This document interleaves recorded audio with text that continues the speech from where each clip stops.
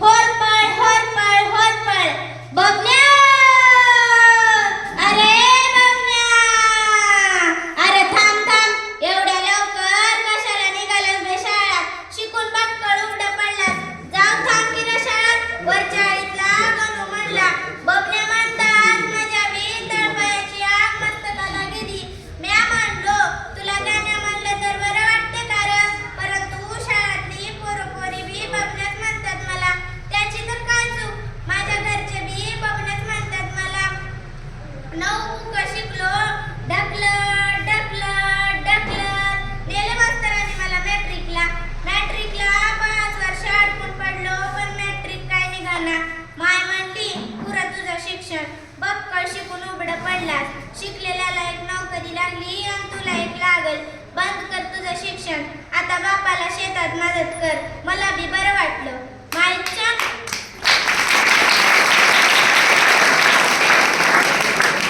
तुम्हाला म्हणून सांगतो, वर्गात दुसऱ्या कोणाला सांगत नाही. वर्गात गुरुजी इंग्रजी गणित शिकविताना डोक्यावरूनच जायचं. बक्कळ ट्राय केलो, पण टकुऱ्यातच काय घुसलं नाही. पण तुम्हाला म्हणून सांगतो, शिक्षणाशिवाय पर्याय नाही. शिका, लई शिका. फुले आंबेडकर बाबासारखं मोठे व्हा. मायबापाचं सपन साकार करा आणि मायबापाची सेवा बी करा र. नापास झालो आणि बापासोबत शेतात राब राब राबू लागलो. उत्पन्न बी काढू लागलो. सर्व कसं मजेत, पण शिकायची इच्छा होतीच म्हणून फीस भरू लागलो. आणि पंढरीची वारी करावं तसं शिक्षणाची वारी करू लागलो. तरी बी फेलच. तेवढ्यात बाप गेला. मायला लई दुःख झालं. तसं मला बी. माय ओवी गाऊन रडायची. तशा शेजारीने तिची समजूत घालायची. असं होता होता 6 महिने लोटलं. माय म्हणली, बबन बाळा, आता तुझं लगीन करू, नाहीतर 3 वर्ष लगीन करता येणार नाही. मी बी राजी झालो. तशी मामाची पोरगी होतीच की, लई देखणी आणि चिकनी बी. गोरी गोरी पान, फुलासारखी छान, गोरे गोरे गाल, कुरळे कुरळे बाल, हरणीची चाल, चवळीच्या शेंगासारखीच.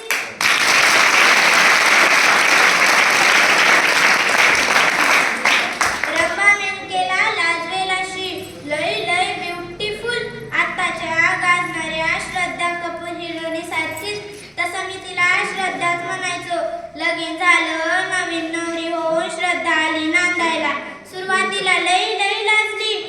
डोक्यावर पदर घेऊन तोंडच लपवायची, जशी लाजाळू पानासारखीच. नंतर रोली रमली. माझ्या माईचं आणि श्रद्धाचं एकमेकीवर लई प्रेम, लई माया आणि जिव्हाळा बी. अगं घ्या पोरींनो माझ्या बायकोचा आदर्श. लाजा वाटू द्या जीवाला. लगीन झालं न झालं, नवऱ्याला घेऊन वेगळं होता. मायबापाला कोण पोसावर. आम्हाला बी मुलगा झाला. लई आनंद झाला. आमच्या शेजारच्या सदानं बायकोचं पोट पाडलं. म्हणे पोटात पोरगी आहे म्हणून. शिकल्या सवरल्यानं असं करावं का बरं? शिकलेल्यापेक्षा अडाणी माणसं बरं म्हणावं. 3 वर्ष उलटून गेली. घरात दुसरा पाळणा हल्ला आणि मुलगी झाली. शेम टू शेम श्रद्धा सारखीच. मुलं थोडी तर संसारात गोडी. केलो कटक ऑपरेशन. आणखी काय? बायको म्हणायची, धनी अवधनी, राब राब राबू, घाम गाळू, कष्ट करू आणि आनंदाला डॉक्टर आणि आनंदीला इंजिनियर करू. एवढंच सपन हाय बघा माझं. तसं मी म्हणालो, बरं बरं. मिरुगालं आभाळात काळे काळे ढग जमू लागले. तसं मी आनंदी झालो. गेल्या 3 वर्षापासून दुष्काळ. पाऊस पडला, मातीचा सुगंध दरवळला. रात्र झाली, तांबडं फुटलं. मीही लवकर उठलो. टिफन बिबियानं घेऊन शेतात गेलो आणि पेरणी करू लागलो. पेरण्या संपल्या. रानं हिरवीगार दिसू लागली. बघता बघता पीक शेतात मावेनासे झाले. तेवढ्यात पावसाने धो धो कोसळू लागला. पाऊसच पाऊस. उभं पीक पाण्यात राहिलं.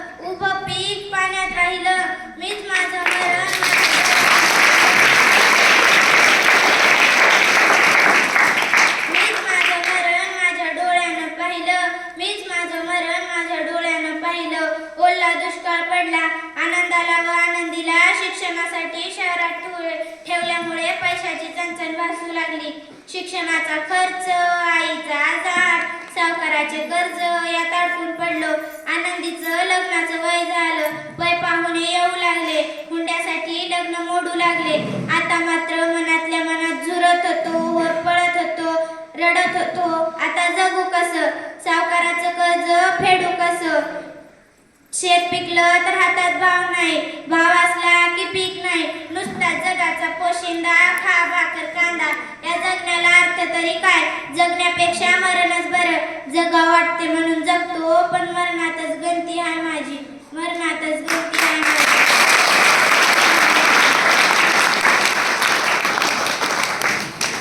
अतिशय सुंदर अशी